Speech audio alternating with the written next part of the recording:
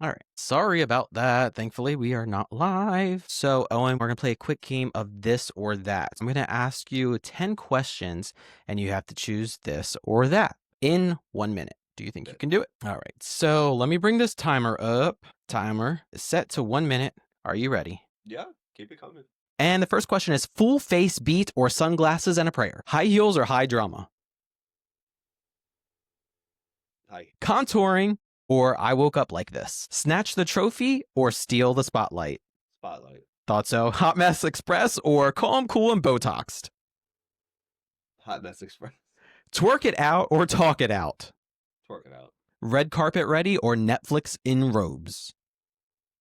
Netflix and robes. Say it with a look or say it with a mic drop? Mic drop. Spill the tea? Spill the tea or sip it in silence? Hey. And last but not least, glow up or show up? Your show ups are glowing. Period. So apparently when life gives lemons, do you transform or take the stage? Take the stage and the transformation will happen. I'm a big believer in you jump and then that will appear that, try. Are we still on? Yep. Yeah, when I started, before I would even say started my own company, and again, we could do a whole podcast on that for hours or a book, but I had not like saved up a bunch of money finally to quit my job or something like that. And it was actually in a job I really liked, finally making money that was okay with a boss or bosses I really liked and clients I liked and whatever. And I didn't even want to, but the pull started being so much. People were asking me to do things outside of, not through the place, and clients, and a whole theme of that. But anyway, when I finally decided, it was actually the day after I had to take off work to go meet Michelle Obama for a makeup thing and a bunch of other celebrities.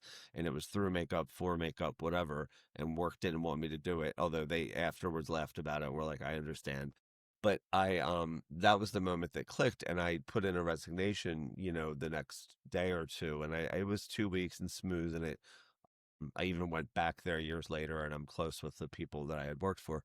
But when I quit my job to start just working for myself, I had $12,000 in credit card debt, no credit card, damaged car, hated where I lived, and I think I had $200 in the bank. That's it. Yikes. Now, I had appointments booked that week that were going to pay well, that absolutely could have canceled. Some did or whatever. And I, said yes to everything and hustled a lot. But oh my God, no, and maybe you think 12,000 is a lot. Maybe you think it's not. But most people would want 12,000 in the bank before they started freelancing or more than that. For sure. I had $200 in the bank. I had, some cups of noodles at home. And just knew there was a pull. Like the people that kept asking me to take the day off from work were paying way more than work was. Wow. And I wasn't trying to pursue it. I actually liked my job. I would actually go ask my boss, or TV stations would call, and I would be like, I'd go to my boss and be like, hey, can we do this through whatever? And they'd be like, no, we just want you. Like, come with your stuff, do it your way. And luckily everybody was pretty gracious, but I see how it could have been irritating. But it was, after a lot of that, like even when I started the cosmetic line, 3 different people approached me to do that were not related to makeup at all. They were like finance or business people, and it was their idea. And I probably should have said no to all 3, but I said no because it's like, you're a real estate developer. You think I should have a makeup line? That's a good idea, and you're going to give me money to do it, or what? That's really how it went. I thought that highly of myself. I built the confidence, but I never thought that highly of myself to do that, or I didn't go seek funding or take a loan. Or yeah. I just did. I feel like a lot of like business or people with business acumen, a lot of these real estate folks or people with money, they open a lot of businesses that don't really correlate with their life or not. Mainly it's just they have money and they see a vision. And that can be great or not great. Hey everybody, it's Nathan Cabrera here, and I am your host of Trip Ups and Triumphs, the podcast that keeps it real about the highs and lows of life. And as your host, I dive into raw conversations about failures, comebacks, and the lessons that turn setbacks into success. Whether you're grinding through a challenge or celebrating a win, this show is here to remind you it's all a part of the journey. So here you'll expect real stories, unfiltered insights, and a few laughs along the way, depending on how boring or unboring I am. And hopefully my camera doesn't start turning off. But we're here to inspire you, have a few laughs, and tune in and get inspired to turn your trip ups and triumphs. Today, I do have a guest with me, so I'm really honored and privileged to have this person here. I consider him a friend. He is hilarious and we have a good time together, I think. But my guest today is, and Owen brings over 20 years of experience in the cosmetic industry. His years of experience is blended with his passion for beauty, with a lifelong love for the stage. He is a former theater performer turned makeup artist. Owen has judged countless pageants and talent competitions across the tri-state area and has even danced and competed in many himself. A familiar face on local TV and media, he's also an event planner, editor, blogger, and proud advocate for his community. Today, we welcome Owen. Hi, Owen. Hey, Nate. Thanks for having me. Yes, I really appreciate you and your willingness to always say yes when I come up with really crazy ideas. So I appreciate you. Saying yes is half the battle. So what we would like to know before we play a game, because I love to play games, but like, how did you get into makeup? Like, what was that about? Specifically, okay, I'll give you the sort of edited version.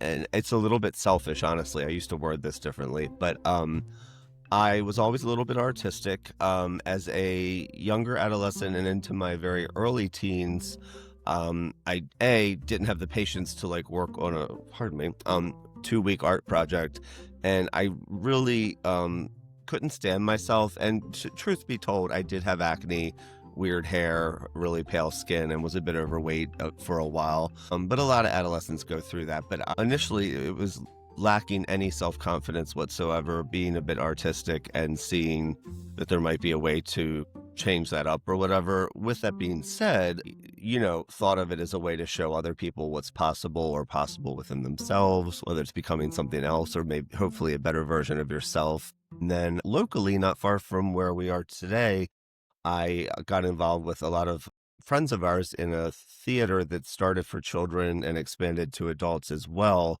And it kind of gave us a very basic chance to play around with, the makeup for the theater. And I clicked right to it and took a little bit of extra responsibility with that backstage. Funnily enough, it was the 90s, and the first show we were in was called Clowns, but I looked like the Crow meets Madonna, like meets a clown. It was really bad. Like I had the black, like smoky eye and then like glittery lips. It was interesting, and they let me do it. And then I convinced, I didn't want to stay in East Baltimore my whole life, and I convinced my parents to let me go to college in Philadelphia, which felt like a much bigger city. There was a cosmetic store downtown in Philly that that's still well known, and I used to always just go in and play with the testers. And one day they asked me if I wanted to work there. I would have worked there for free, but it beat working in the dining hall at the college where I was actually switched to fashion merchandising major. So that overlapped a little, but apparently I knew more than I thought I did, and they hired me on the spot. And something that really stuck out, I hope I'm not elaborating too much. No, we love it. I grew up in sort of interesting circumstances. My mom always made a bit more income than my dad, and then our other family dynamics, even down to finance or that sort of thing, were very sort of up and down and odd. Without knowing at all what I should ask for this job, and being only 18 and having only worked at like Sparrows Point Country Club and East Point Mall before. Back when it was a really good mall. The rate they offered me without me even knowing to negotiate or ask for something or whatever. I cried when they offered me it because it was more than my dad was making at the time. And I was 18 in college trying to figure out what I wanted to do. Wow. And to me, this was just to go play with eyebrow pencils that I would have done for free. So I remember calling my mom from the Bellevue Hotel in Philadelphia and already knowing like, oh God, you're going to listen, not be in school. And I was a good student and I went to Catholic school and yada, yada. But I was crying on the phone because I'm like, Mom, that's more than Dad makes. And you felt good. You felt good about yourself. That was 2002. Nice. How many faces did you have to beat badly before it got good? Well, for those of you that don't know what that means, it's like beating a face is like doing makeup, right? Like that's the correct term. It came, I think Paul came up with the term kind of like pounding on heavy powder, like you see old school, and it was sort of like slang.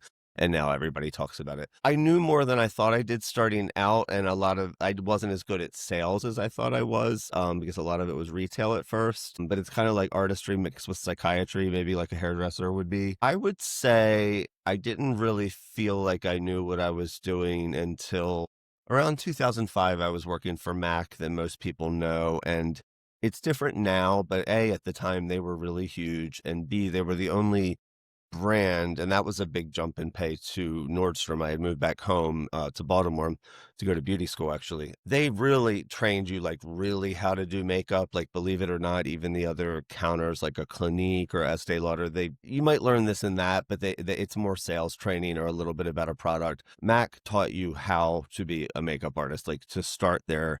You had to do a test, you had to bring a model, and then you went away to what they call basic training for 1 to 2 weeks. And it was literally, half a day on how to do this eye look or whatever. So they usually didn't hire people if they didn't have some idea what they were doing.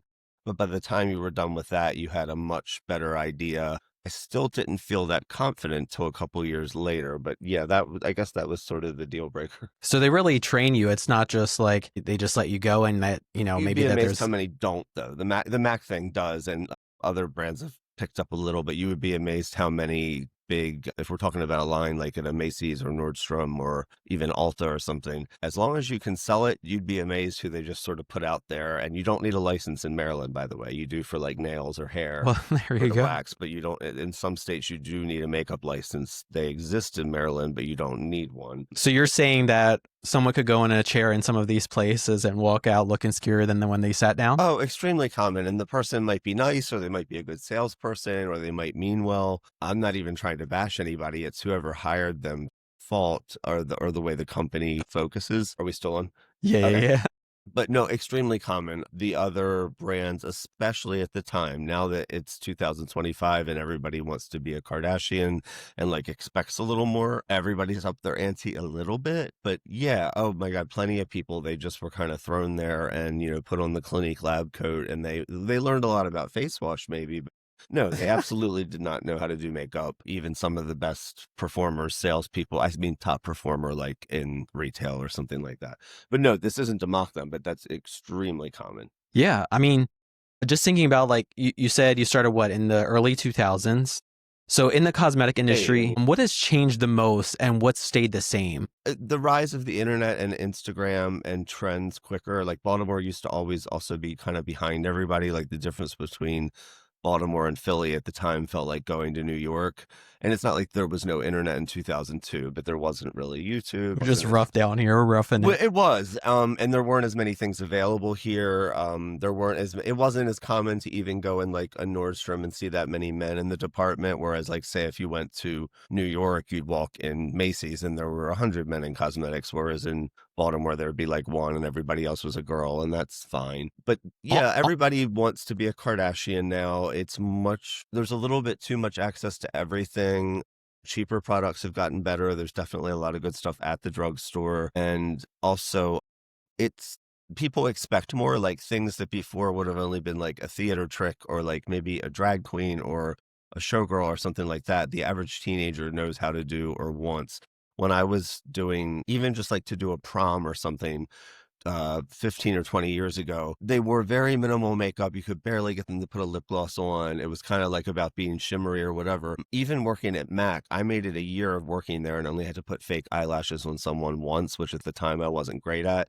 Now, almost everyone wants fake eyelashes. Like, it's kind of weird to not get them, but It's a huge industry. And Mac Big was money the maker. only place that sold them, but I think once I had to put eyelashes on somebody in a year. Yeah. So if that gives you any perspective.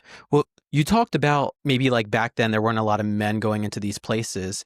And there's definitely, people have their very strong opinions about makeup in general, but especially when it comes to men wearing makeup. Do you feel like more men wear makeup than they would like to admit?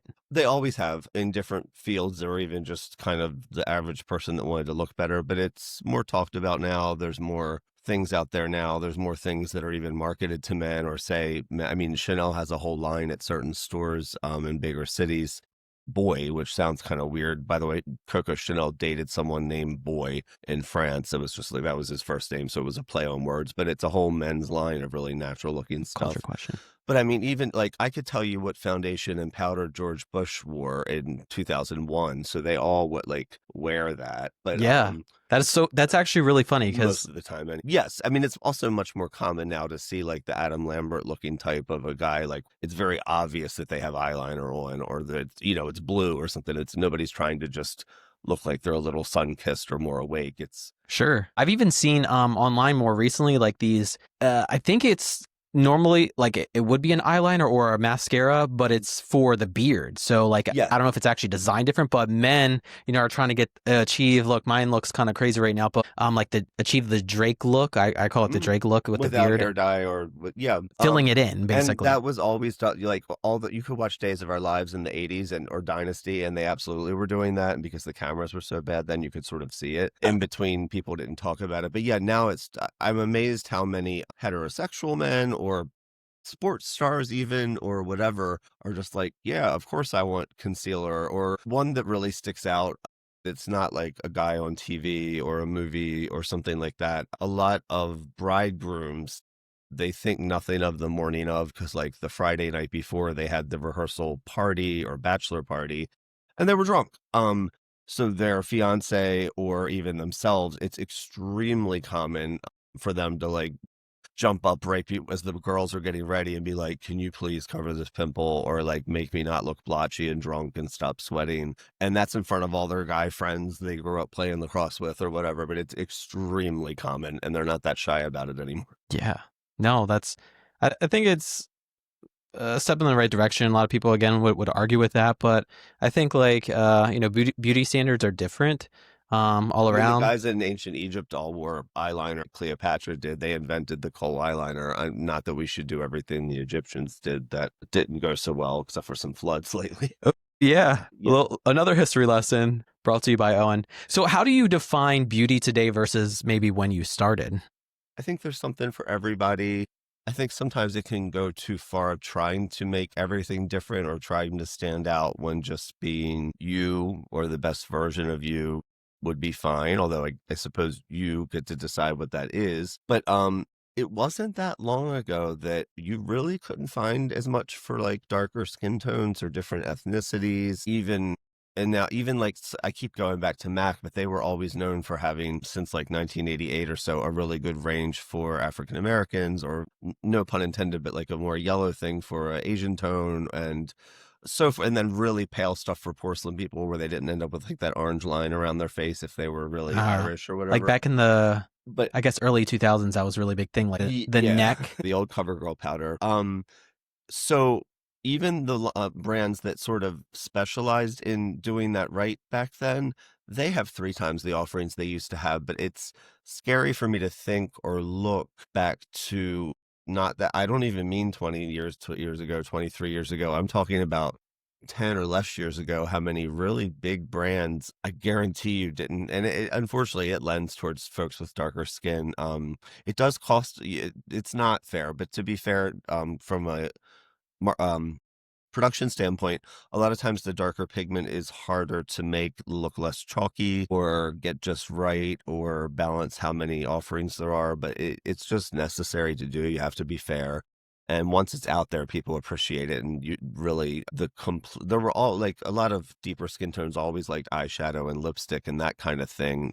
Different races and such could almost share that.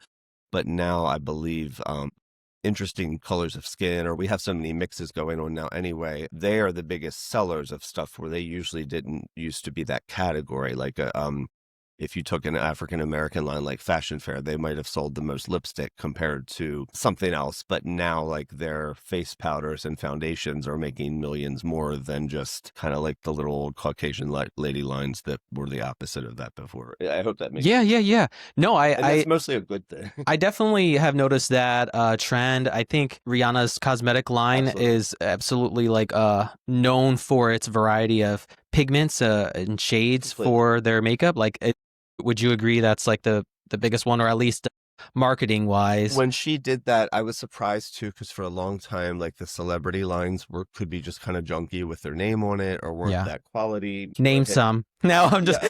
I mean, if you want, but I mean, how many of those celebrities out there? Like, how many brands can you name? Or some of them have come out with stuff now that is actually decent. But when she did that, she over delivered, and people didn't expect her. And it's called Fenty. That's the Rihanna line, who's now owned, I believe, by Louis Vuitton. They own the Dior Cosmetics and some other things. Yes, I know that actually. So. Business deals. And that's a boost for her. She actually came out from the bat. A lot of places they start out small, see who's buying it, and then they add things for other people, because it is hard to carry too much stock sitting around. She out the door came out with like more shades than say a Mac would have, or one of those lines that was always known for having something for everybody. Instantly on day one, she had more and kind of forced them to up their ante. So it was really interesting to watch. And that feels like that happened last year, but really I think it's been since 2015 or so. The pandemic made us like forget 3 or 4 years happened. Yeah, that's true. Speaking of on the topics of the pandemic, um, we obviously talked a lot about like what those years were like for us and maybe how challenging it was for a lot of people. Could you maybe, share kind of like what that timeline was like for you? I mean, you're supposed to be doing makeup and, events aren't happening and maybe those things aren't happening. So what were you doing? What was going on? What was the market like? How was life for you? Frankly, it was horrible. On a surface level, and again, I probably sound a little selfish here, being involved with makeup and events was even worse than, say, a hairdresser or a nail tech, because being a bit further away, touching someone's feet, or behind them, touching their hair, maybe with a mask, that was even a little more acceptable than like touching their mouth, like lipstick or whatever, and being face to face. So that really got hit the hardest from that standpoint. There's a couple pieces to this. I will say in some ways I had a lot of other and personal stuff going on, and it was driving everyone a little nuts during that time, just the way the world was. But I was pretty much willing to work. So there were times, despite tons of cancellations or people that had a huge wedding and now we're doing a courthouse or backyard. So I had 10 bridesmaids. Now I was doing one person. So you're getting 10% of the pay you thought you were getting. I was willing to work. Like a lot of people, clients either wouldn't book, or a lot of makeup artists, understandably, they were scared as well. Maybe I should have been, but I was pretty willing even early on that April or May. If you called, we sort of had to wear a mask back then, and that was understandable. But I was willing to work. So there were times when that worked out well. There were times when I got criticized for it. I mean, people were, I can't believe you went and did that wedding. I said, well, the bride called and asked, and you weren't there to get sick. So Yeah, to it was make a a very living. weird time. Maybe we'll get more into this later, but pandemic was early 2020. Actually, my birthday is March 15th, and it pretty much started the day after my birthday. I remember having a big party and people canceling and saying something about some virus, and they weren't sick. And I was just like, what are you talking about? Like, I rented this darn restaurant. But in 2019, I had gone through a lot of personal changes and had kind of been working on my own. And then again, this is a whole nother topic, but had my own cosmetic line that had some ups and downs, and had to close that for various reasons. But that was a bit of a blow, as well as emotionally and financially. So I was kind of scratching again to make up the money of that, even went back to some old work and moved out of the city to the county to be a little bit more at peace and actually save a few bucks. And that it still wasn't even going that great, but I was like recovering from that, and it had a lot of accolades. But like each day of the week, I was doing something different, and it was making me a little loopy, wearing too many hats and trying to, get the money from that. And one thing paid the day of, the other paid a month later, so forth. But just as I started to feel like I was above water, I mean, even just treading water, nothing was great, really. I think it looked great, but it wasn't. But then the pandemic hit, and it was just very deflating, which I'm sure lots of people had different circumstances, but the timing really sucked. It just sucked. Yeah, I would imagine so. That's that's got to be a challenge to start something that you were passionate about and creating this line of cosmetics. Do you foresee yourself going in that direction again, or maybe what's in store in the future? What has kept your time occupied now when it comes to makeup and fashion and things like that? Believe it or not, with that specific part, I still get asked without trying. I mean, I know I sound kind of um, No, talk your game. vague, And but I mean, you I've are had in people come up demand. to me in the grocery store and say, "Where's Baltimore Barbie lipstick? Aren't you that guy? Where's Towson Taupe lip liner?" I in the Believe it or grocery not, one store. of my old bosses actually knew who you were. Like I name dropped you just talking about you randomly, and I'm just like my friend Owen. They were like, "Is this name like Owen They don't work at the Michael?" jail or anything, do they? Yeah, yeah, yeah. No, no, they Yeah, they yeah. don't. Oh, okay. Did not have Um, that in my past. So So yeah, at the time, it's still a bit up in the air. At the time, it was actually the creation was mine, but two different people had approached me about the idea that I had never dreamed of till 10 years later, and wanted to handle a lot of it financially, which gave them some control that really did make it quite difficult. And well, the first one I turned down, and I went with the second one. it didn't exactly work out, but I didn't make as much as I was supposed to off of it at the time. And it was a lot of their funding that I didn't ask for. They were kind of pushing it, which was flattering. At first I was like, you want me to have a makeup line and like really sell that? And it got a lot of attention, but during the pandemic that had closed, it was such a crush to me. Sometimes I got sick of explaining it. So when people would ask, sometimes the timing was so close or people didn't notice a few months between, I would just say we closed because of the pandemic, but and that might have done it, but no, honestly, we closed a Yeah. few months before, not knowing what COVID was. Still, I know I sound like some retired celebrity or something, but I do still get asked about it. The idea is interesting.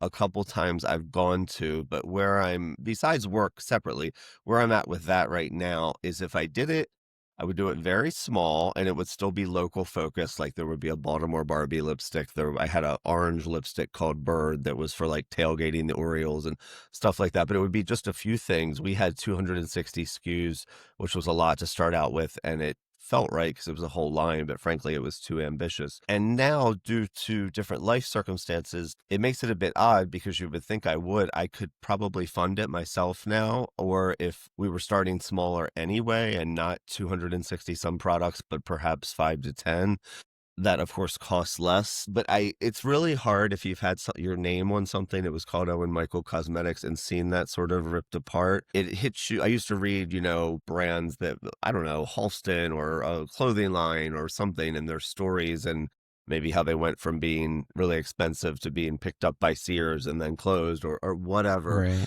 And when you really feel that on a big or small level, it's amazing. Like, I think if it had been called like Ruby Red, whatever, it might not have stung as much as your name being on it. Mm, But I've gone as far as to make for an actual product, not just doing makeup and so forth, make new logo, meet with manufacturers, yada, yada. And I do have some funds set aside for it now.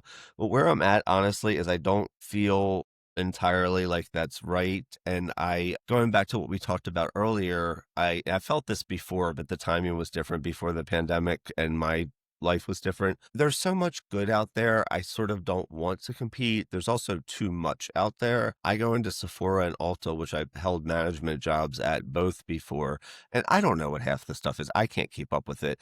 Most of it's good. And frankly, if you go to Walgreens, most of it's pretty good and affordable, although even some of the brands in Walgreens now they're getting like Oil of Olay and L'Oreal are starting to meet with some of the cheaper department store lines and they're not that far off from each other.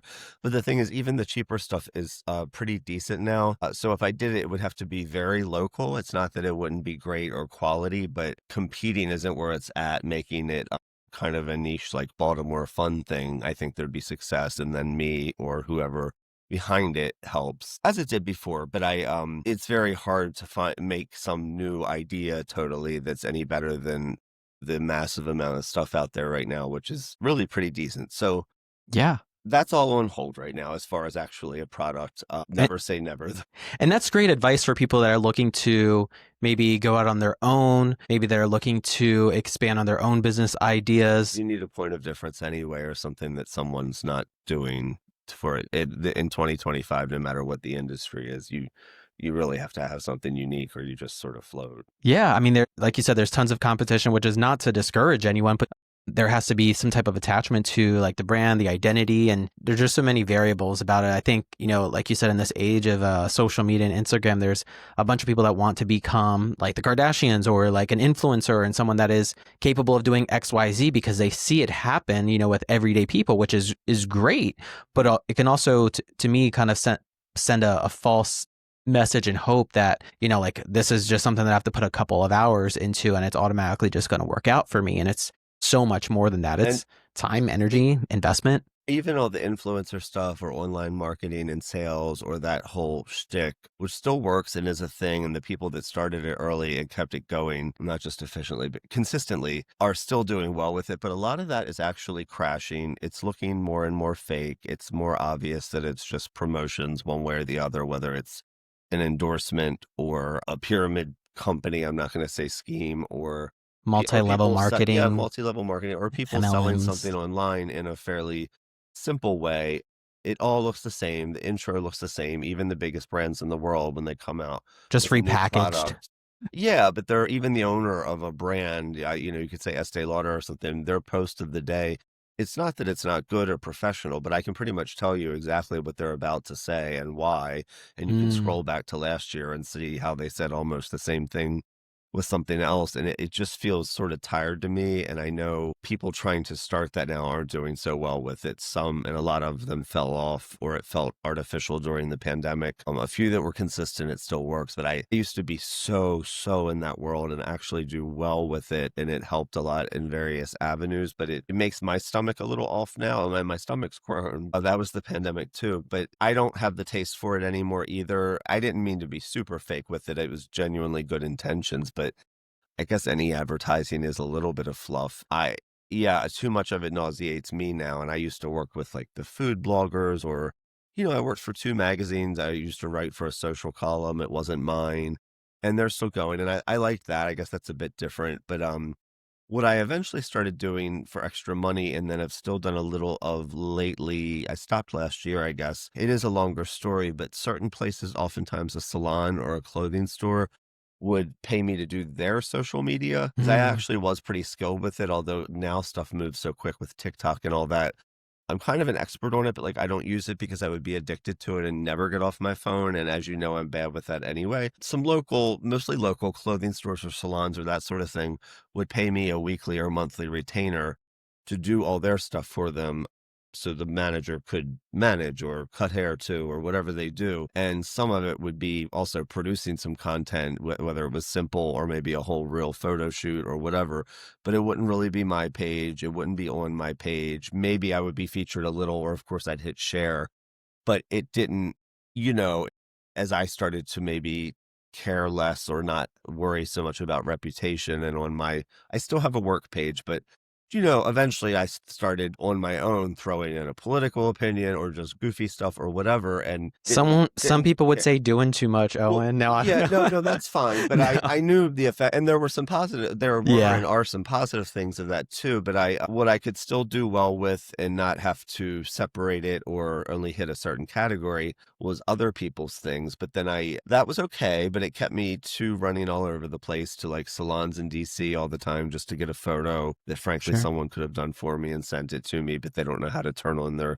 Insta video. You're so funny. But it paid bills for a while, and then even as far as work timing and all, as you know, for some things in the past 2 years or so, I sort of needed to have a little bit more time to, take care of things at home and figure out what to do after the pandemic anyway. So I don't really do that anymore. It doesn't mean I wouldn't tomorrow. We're going to definitely discuss some of that stuff because I don't want to miss out on the opportunity of you having some of those unfiltered raw moments that really, some people might not have seen forward facing. And I think for a lot of us, we go through so much that most of the world will never see or maybe even experience.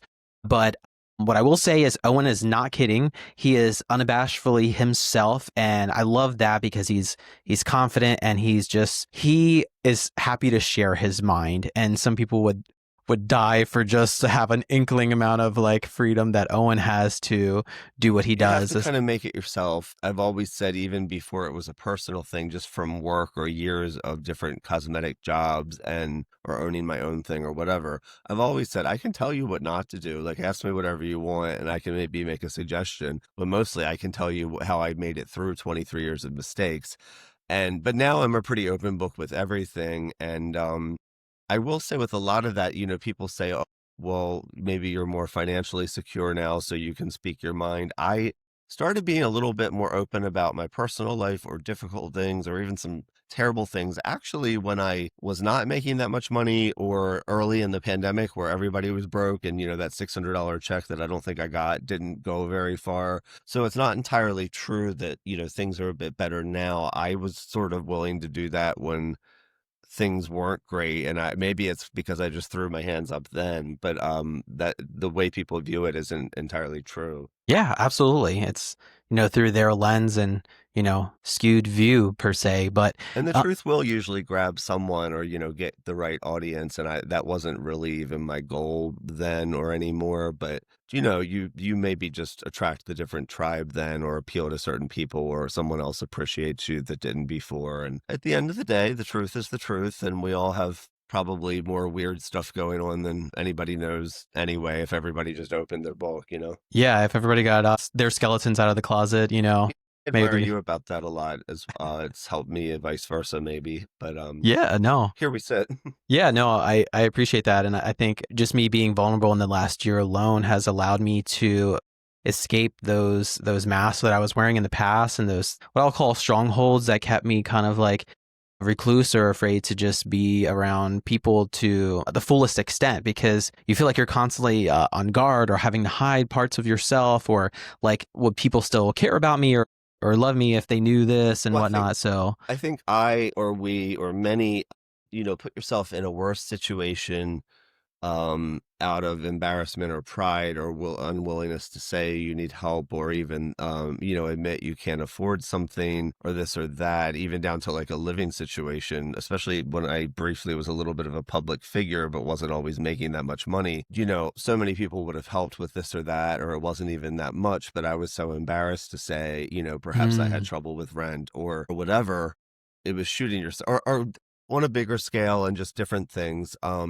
It was shooting yourself in the foot out of pride, even well intended, because you could have got the help before it got worse. Even down to money for dinner or something. It doesn't have to be this huge thing or a medical bill or I don't know, some life circumstance, but yeah. just because it was afraid to look bad or lose that image, which it wasn't all ego anyway. People don't realize the different seasons that we experience. So, like, just being able to, like, when you're in your high moment, like, who's going to be there during your low time? So, if you're thinking about your low times, they don't know you have the low times, then it's really bad. I mean, besides actual friends and then clients or clients I'm closer to, I mean, I can't tell you how many zillionaires just in Baltimore. that's a really good point. And so, if you're thinking about, we talked about maybe what the last couple of years kind of like alluded to what that looked like for you and having some of these moments that might have spiraled down south. Was there a definitive moment where you felt like you hit rock bottom? And what was that like for you? And how were you able to maybe escape that season of your life? Sure. I guess we're still slowly escaping. I feel like you've even helped with that some. Maybe not escaping, leaning into it's probably the right way, or you go through the storm. Things that stood out would be, yeah, right before the pandemic in late 2019, when everything I had tried to do was collapsing a bit anyway, was one that was hard to pull out of. The pandemic was a big hit. And then I would say the other ones that stand out, although there's, every day in that era I could write a novel about, and I'm serious. Some of them are pretty scary, but right around towards either we would say the end of the pandemic or like when some people were going back to work or especially when everyone did, I'm going to call it 2022. We all didn't realize how much we changed or maybe aged 5 or 10 years in 2.5. And I think that goes for a lot of people. And then it was a bit confusing as well as like besides trying to get your groove back, other things too were like say people had postponed even like their wedding or whatever for 2.5 years. So in parts of I want to say 2022, there was so much business and we were used to sitting home on the sofa. So we kind of weren't ready for it. We were 20 pounds heavier, a little older, a little jaded. There was almost too much to handle because everyone wanted the same date and you had people from 2.5 years all calling.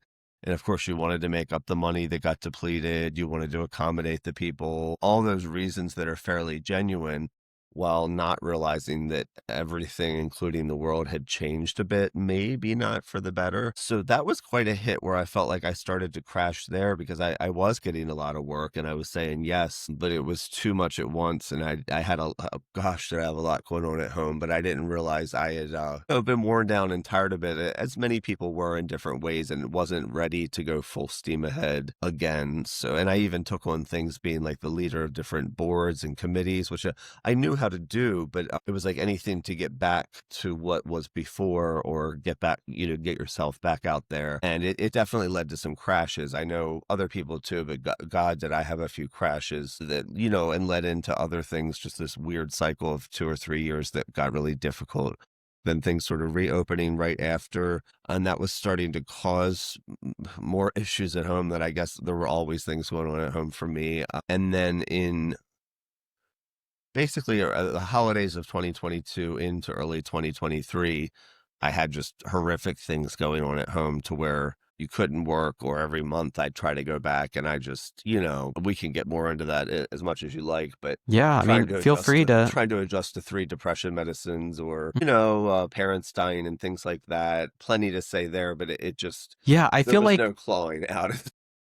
so I've known about you for many years. I think just in the last, I mean, it's less than 5 at this point. I think during that era is when you and I got like reintroduced to each other, and I came around maybe around the time when you were going through some of those battles, especially Right on with your. time needed, actually. I know, some of your, well, all our focus, but even on the podcast, a little bit of focus perhaps is, well, you can call it faith, you could call it religion, spirituality, whatever you want. Sure. But the timing of that, even though it didn't always look smooth, was life-saving, maybe just by a hair. And I wasn't lacking in a faith kind of thing or whatever. That always helped me keep going, or I manifest might not be the right word, but kind of make things work moving forward. And knowing there was some support from upstairs, or a pull from downstairs, you had to be careful of. But I we had even connected through a local church around the summer of 2022, and that was the height of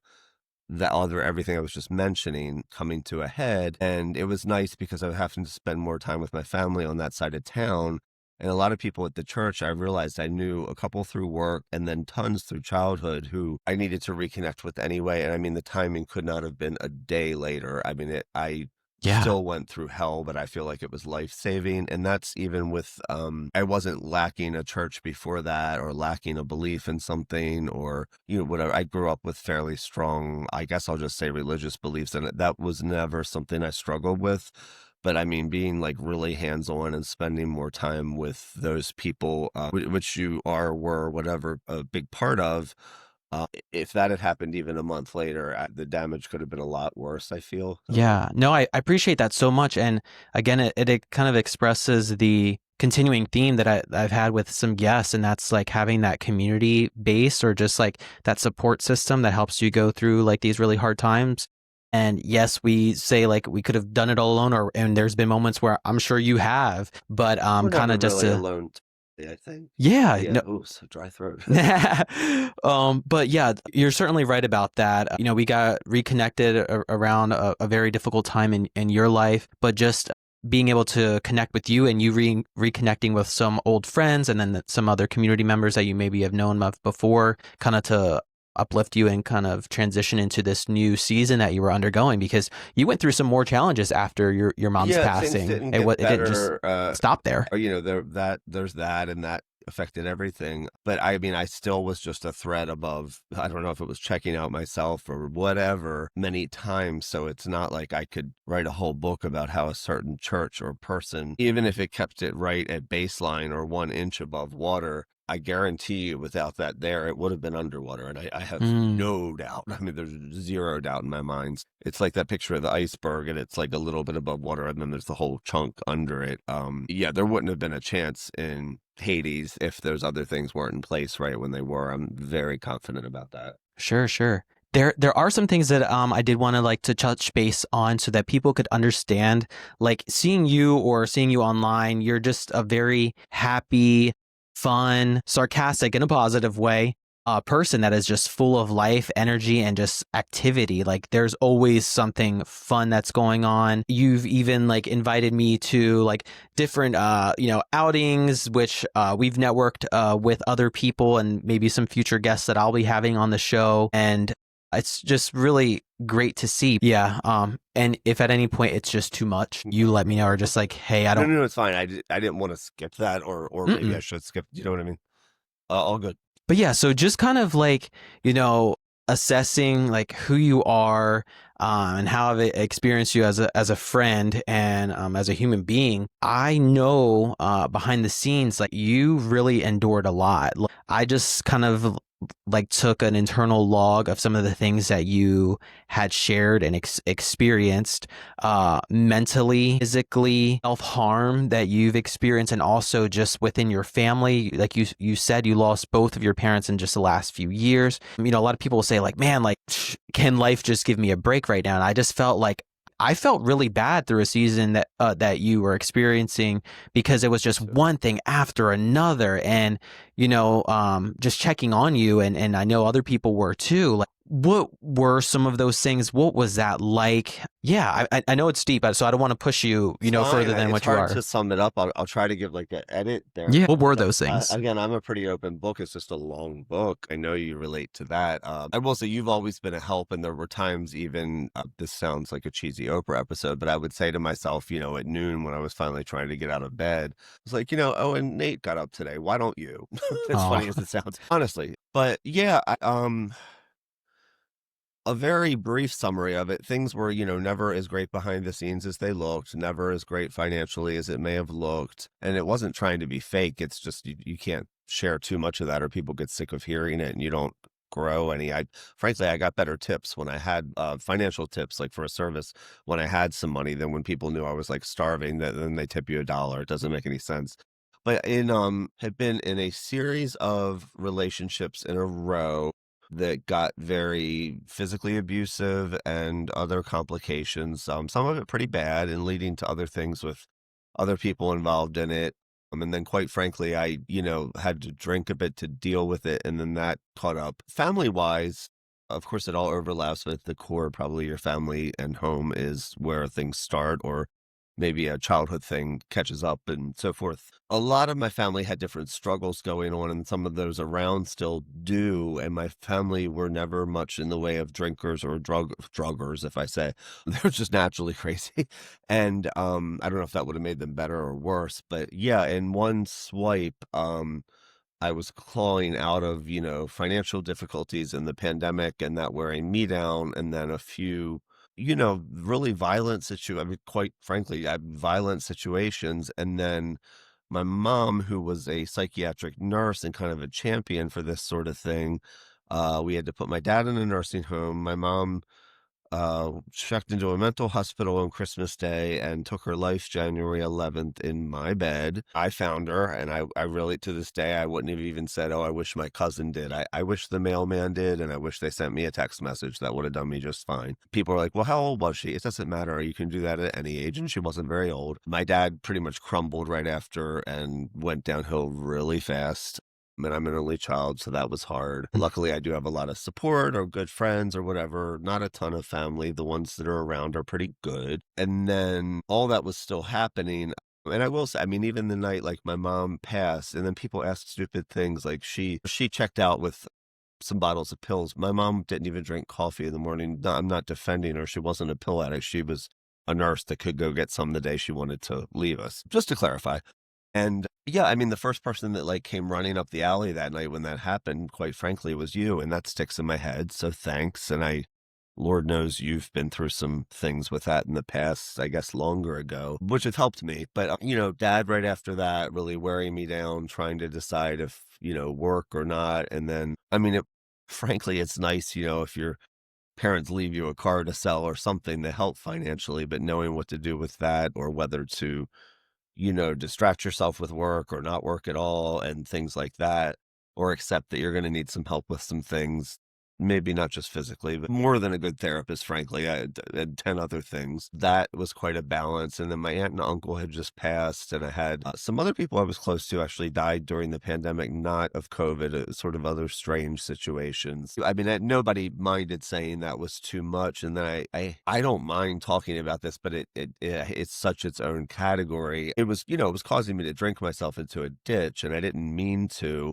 Frankly, sometimes it was to keep away from other things or to either to keep up with something or deal with, well, I guess that could go for anyone, but, people I was around were falling into harder things even. And there were times where I was, having 10 more beers to either deflect that or keep up with that or manage that situation, which is, I suppose, another topic too. But that did become an issue and needed some help as well, or perhaps a lot of help at the time. yeah. No, And it's I worked in it when I was at work at the time. For years, especially when I was self-employed, I worked in atmospheres where, frankly, you could have a drink at work or they would give you one. It might be free, especially like at a wedding or backstage at something. It wasn't even some slicey story. It was more like you get to have champagne with the bride or whatever. And that went well until it didn't. Yeah. So sorry, back to you. No, no, this is it. This is good to um, be able to hear that again for viewers to know that there's probably at least one listener or many, because I know many people personally who have fallen victim to alcoholism and just alcohol poisoning, or just succumbing to some strong feelings after experiencing major losses, especially through a season of loneliness. You talk about the pandemic, and that, seems like an eternity ago, but it was not that long ago that we were just like, wait, what? Everybody was walking around like this with masks and everybody was locked in. There was nobody on the streets. Yeah. Now there's so many cars on the road at this point, but the traffic is back. It's worse. It's so much worse. Weird, I know. But then, of course, like experiencing those major losses in your family, and just still kind of like navigating in life and through your career. Yeah, I'll throw a few blunt and uncomfortable facts in there just to give a perspective. If you include my mom, 6 other people in my family sort of checked out on purpose in similar ways, and that was not counting ones with a substance overdose. This is just, traditional kill yourself. So Yeah. that depression issues and things like that very much run in the family, and I've had to be careful with that. I don't know if I said this out loud to many people besides, say, you or a therapist, but yeah, in 2 years, I mean, I had to check into a hospital about 8 times, and that I bounced back too quick, frankly. I would be healthy as a horse in 2 or 3 days, and either knowing I needed to just chill and watch TV or ready to go back into the ring.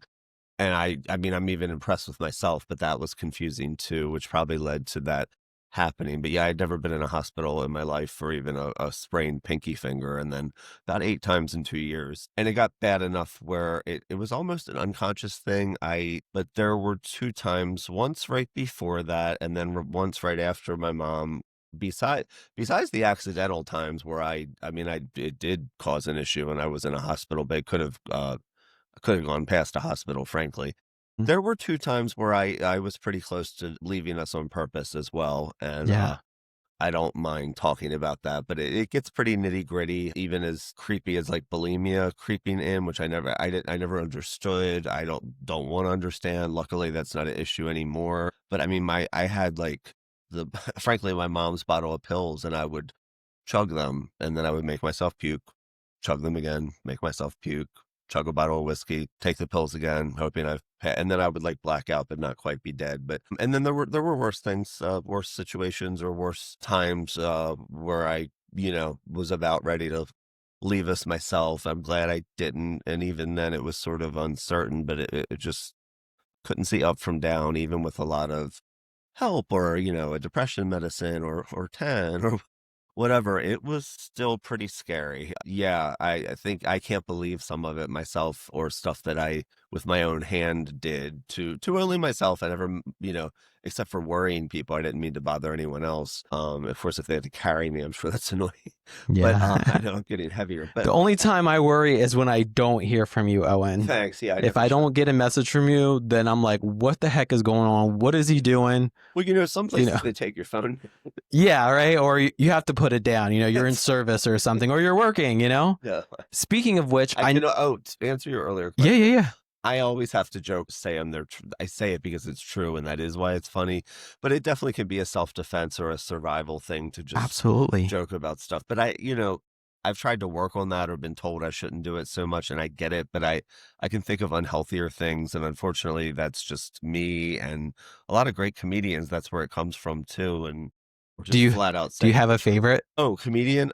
Yeah, it's sort of weird. I like most of them, and then some unknowns too. But I adored Joan Rivers. I saw her live, and she passed. I don't mind like a little crude, like a Dave Chappelle or something. I don't mind a little controversy or someone who just says some truths that are a bit uncomfortable or not PR Make you friendly, but are. And then sink in your seat. I love British comedy, like those old shows like Ab Fab or Are You Being Served, or and I have it sounds so stupid. Dame Edna, I think she's hysterical. He is hysterical. He just died. He always dressed up as a woman, but there was no impression that he was really even a pretty drag queen, or certainly not trans or trying to be a woman. It was blatantly obvious that it was a guy in a purple wig telling jokes with kind of like a British witty sense of humor. And for some reason, that just always made me hysterical. But yeah, I think Joan Rivers like always hit it on the head for me. I remember seeing her at the Hippodrome in Baltimore, and she before she came on stage, she yelled into like a microphone backstage. She's like, "Hold on, I'm not done my drink." And then she starts to stomp out. She says, "Before I start you know where our airport is, BWI." She says, "Before I start the show," and she's cursing. She says, "What in the F is Glen Burnie? And don't ever let me go there again." And then she comes out on stage, and it was perfect. Oh I'm sure gosh. she does it in Chicago too, or like in New York says Sure. the Bronx, or I don't know. Right. And that's clever, but she was good. At least she didn't mention Dundalk. No, she hasn't had the pleasure yet. I think maybe that's where she's secretly living, like Michael Jackson on an island or something like that. Oh my gosh. We're going to pause. Okay. I just wanted to make sure that we're still on. Good. So, connection issues. Thankfully, I can edit that part out. Yeah, right? Intermission, commercial change. break. Yeah. Yeah, no, that's great. There's so many. I mean, there's some old comedians that I really like as well. Obviously, there's new ones that, people adore now on social media, like Matt Rife. But I like a more traditional, and I've seen him mainly on sitcoms as like a John Ritter from Three's Company, things absolutely. like that. So I think I'm just old classics. now too. Like and I'm not that old. I won't even, let's just say I'm over 40. Ever since I turned 30, it's not that I don't like new things that come out, new stars, new movies. I barely know how to work Netflix on a TV, but like I like all that. I like the current songs on the radio, current Broadway show, current comedian, current band. I don't know who they are. Like I stopped at Britney Spears, and even then I felt like that was like the new thing or whatever. That was it. Now she's spinning and dancing with knives. Oh God, something's wrong there. More than wrong. It's concerning. But we love Britney. I think, was it you or somebody else that literally told me something about like at least Britney still looks like Britney? That's true. Did you tell me that? The girl's in shape for, I guess, spinning around on Instagram all day. Yeah, if she wiped the makeup off under her eyes and took a shower, yeah. But whereas like other artists, it's not that I don't like whatever's new on the radio or a rap song or dance song. I love it, but I could not tell. I couldn't look it up and say it's Madonna or it's even Beyonce. I have no idea what it is. Right. Or a comedian, somebody sends me a link on TikTok. I think it's hysterical, but even after 10 times, I have no idea who that is. I watch the Oscars. I have no idea who any of these people are, even if I like it. And I do think some things have changed, and it's not the quality it used to be, but there's plenty of things I like. I just wouldn't, I feel like I'm sounding more like an 80-year-old than a 40-some-year-old, but I just don't know. It happens to the best of us. Yeah, you'll get there. Yo, I feel like it's already coming. You look younger, but you're over 30. Yes. No, but thinking about like changes and maybe how, our opinions have changed about certain things like comedy or artists and pop culture over time. What are for 20 years? Wow. I still have all mine for now. So it's kind of like, I don't know what's going on over here. Sheesh. At least something's going on. I don't have hair and makeup, unfortunately. I do it myself like 5 minutes before I get on. But thinking about maybe some trends in not fashion, but more so makeup industry, like what is something that you really like that people are doing right now and maybe something you don't like? And then what is like the worst maybe makeup trend of like eternity? So that's like a 3-part question right there. So the best thing that's going on right now, the worst thing that's going on right now, and then the worst thing of all time. Like you never want to see that come back. I think this sounds like something one of our favorite comedians would say. I think it's great that the thing now is to be yourself. I think we just realized in doing that a lot of us are terrible.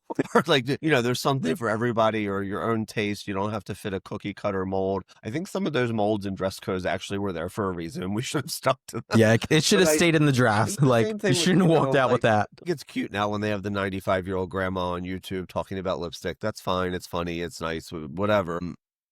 I remember when Dove Soap first put somebody, and this is the thing, it started out, they weren't fat people. Sorry if that's the wrong term. They were just sort of healthy, normal people. Some of them were even sort of in shape, but they were like, it was a body wash commercial. Yeah, I thought that was neat. But now, everything is that. There's no standards, and it's gone so far that it's almost like you have to pick somebody who's really unhealthily obese or old and looks bad, or everybody's so out there. It has to be blue hair and piercings. I don't feel like there's anything to aspire to. So I think a little bit of all that's good, but of course we went too far as human nature does, and it's not even healthy. I mean, I don't mean to make fun of, I'm overweight right now, but it's not to make fun of somebody's weight. And it's nice that maybe a company not only makes their size, but makes something stylish in their size, but the way it's made that you have to look up to that. I mean, it comes down to really not being that healthy. Neither is 20 piercings on your body, frankly. Sorry, it's just not. Yeah. And nobody looks good with green hair. Just suit yourself, but it's not. That does nothing for your skin. Maybe pink hair gives you a little glow, but I thought nobody. about it. No, and so yeah, that's a whole theme that probably answers the questions. I think maybe this is too general too, but with all the and here we are, guilty. Everybody has their own, YouTube or ring light, or granted, an iPhone can do more than some photographers now. It's so easy to do all that. So much looks different on a camera, whether it's a camera from the 1950s or a stage or the newest iPhone now or the newest $10,000 camera or whatever. It's sort of false marketing. And there's these girls or whoever, piling all this stuff on that looks terrible in person, and then they look like this unrealistic beauty ideal. And I guess that's more what in the past they did with black and white film, when you couldn't see how people really looked, or like on a stage, the makeup would look like a clown, but from far away it looked great. But that had a purpose, or it wasn't really hiding something. There was a reason. But now it's, all the Instagram girls or maybe guys, if you take the ring light off, it looks terrible, but they look like you can just, take a black pencil and draw all over your face and dump glue on to cover up zits. And it's great, perfect, wonderful. And anybody at home, it's not going to work. And most of them don't know how to. You'd be amazed how many times when I teach a class or something, or a women's group, the people still to this day are like, well, how do I put on mascara? Or like, wait, the lipstick goes on your lips. Are you sure that's where it goes? People are still at that. So let alone they're not going to figure out this advanced thing. The advanced thing was also a lie or something that might not work anyway, let alone, I swear, people of all incomes, races, backgrounds, whatever. You'd be amazed. I teach like a thing at, maybe it's a country club or a women's group or even a charity thing, or like in the back room of a high-end department store. And I swear to God, I think I'm dulling it down too much. And there's always somebody who's just like, so is the eyeshadow for your chin? And I'm like, well, let's at least start with the eye, and now we'll talk about where on the eye. And I'm serious. No, you've definitely told me about it. So for those of you that are watching as well, like, Owen does do classes. So if you want to get your experience up and improve on your makeup, he does do classes. So my favorite makeup artist is actually world famous and has a huge company, but because she's not that artsy, people who don't know, even though she's sold in tons of stores and many hundreds of $1 million company, a lot of people don't know who she is, and she's not the biggest Instagram thing. But there's a makeup line, an artist named Trish McAvoy, who's, been in Nordstrom for 30 years, and he's in Bloomingdale, Saks, Neiman's, Bergdorf Goodman, Blue Mercury, so forth. And, most people should know her name, but you don't hear it like Estee Lauder and think, oh yeah, I know who that is, even if you're not into it. Everything she does is like a mathematical system. The way she teaches makeup, you pick a different level, like you're a 1 through a 4. A 1 is somebody who wears the least amount and gets ready in a hurry. A 4 is somebody who likes the full glam, and then so forth in between. But there's really like this mathematical system. She sells these palettes and containers and travel things that match the math of that. That's really genius when you think about it. And people try to copy it now, but they don't base their whole line on it, so it never is that successful. They steal one idea, and some of hers are actually patented. It's sort of a joke because she always calls them her patented planners, but they are. And other lines copy just one piece, but it's just for a season, and it doesn't really create a culture. But she sells books and teaches seminars, and this line is hugely successful. I mean, it's in 20 different department stores and everything. The whole thing is based on math, and she always bases it on two. She calls it your level best, and there's like levels 1 through 4, with 4 being like full on showgirl, and 1 is maybe soccer mom, something like that. You can also be a different level. On Saturday, maybe you're a 4, work, you're a 2, and Sunday off, you're a 1, or something like that. Don't be a 0, I guess. Her advice is don't be a 0. You should always do a little something to pick yourself up. But she makes it relatable, and the math is down to, like, she will never say a 4 is just like tons of eyeshadow. If you're a 1, you still put one item on each feature. Like, you're not skipping lipstick. You're going to just put a natural looking gloss on instead of a pencil, a lipstick, and a gloss that's glitter in it or whatever.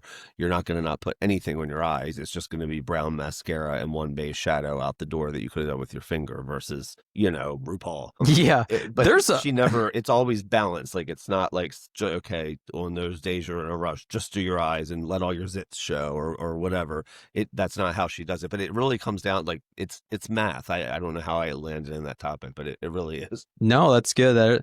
There's a lot that I still need to learn, apparently, but I was just going to say that one of the favorite things that I see, particularly I'm going to refer to females when I see them wear makeup, because I don't wear makeup, though I would not be opposed to covering up a zit or two, especially if I have, a photo shoot or something to take care of. Your studio is very warm, Nate. You're going to need some powder soon. Oh, and it is getting kind of hot. So a little bit. But I was going to say the contouring is probably one of my favorites. Just the fact that so many people, it's like more common for people to accentuate some of these features that people want to see, especially on the lens. My least favorite, probably like looking back, was maybe around 2016, 2017. Women had like really like, they called them the caterpillar eyebrows. And like they were at like, the McDonald's drive-through at noon. Looked like an Etch-a-Sketch. And to the max. But yeah, all that was like, none of that was new. It's like what Max Factor did in the 1930s. Black and white film, but black and white film, you can't tell if a blush is a dark brown color or light pink. It shades it in. If the eyebrow pencil is black, it just shows up on the black and white film. What about the plucking? Blockout spider brow. Yeah. Remember in the 2000s when there was like a lot of I only see like pictures. Take all the hairs out and there's just a thin lip. Like I think a lot of women today say that they still have trauma.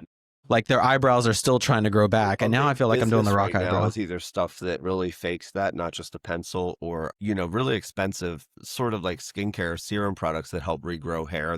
Some of them have like a Rogaine or something in them to grow the hairs back to be kind of like either normal or like that Brooke Shields look, or not the pluck down to really thin, like late 90s kind of thing. Yeah, that's a huge market now of stuff to fix that. The people making like the eyelash and eyebrow regrowth serums are, ranking in the dough. The one thing that I can't believe that we didn't talk about is more recently, you did someone's makeup that was a big deal.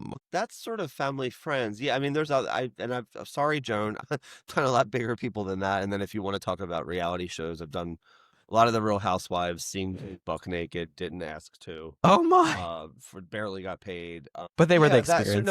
I will say, during the election season too, I got to meet a lot of high level politicians and news people that were really on the national stage, even from both sides of the wall there. We shouldn't say wall. Not the wall. So not the wall, but both sides, opposing political parties and so forth. I got to travel and work around a lot of sort of stay and be involved, or sort of stay for the show, since I had done a little bit of work anyway. So that was neat. I met 2 presidents and all sorts of things. I am not responsible for any of the orange stuff. I don't know who is, but anyway, no, I still would, but that was never what I pursued. I don't really want to live in New York. I'm not in union, so I don't do a lot of movies. I do commercials or TV stuff or magazines, but I don't want to go to Hollywood. If they call, would I answer? Maybe. Have they called? Yes. But I accidentally locked Yumi Hogan in the men's room once. It's Hogan's, our governor. I'm glad you clarified, because people are going to be like, who is Yumi? Because Hulk Hogan literally just passed away recently. People are going to start asking questions. Who was the nicest that you've ever met? There's probably a couple. Yeah. This is do you know Amy Grant, the singer from the 80s? It's like, baby, I'm the lucky one. Or she eventually turned into a Christian singer, but she was always fairly well behaved. And she's saying that baby, baby, I second that emotion. Or it was always kind of like upbeat, subtle pop in the 80s. Yeah. I did the Washington Post Correspondents' Dinner twice, and then the Kennedy Center Awards twice.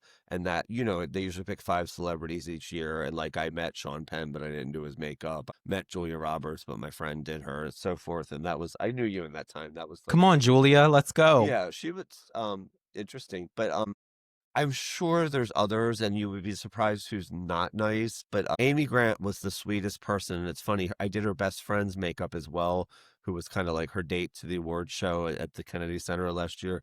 And she was like, yeah, no, Amy, it's not fake. She really is such a goody two shoes, but nice and genuine. And she's like, she never curses. The only time because she's like, we're really friends. The only time I ever heard her curse was my husband ran her over with a golf cart. And she's like, the words came out then. But she was delightful. Patti LaBelle is really funny. Again, I got to be in a room with people working with her. I'll be honest, even though I've done people's makeup on that level, I did not do her makeup. I stood there while somebody gave her a pedicure and so forth, which was fine with me. But I'm trying to, I draw like a blur. I will say usually the ones that are the most trouble are the reality shows. So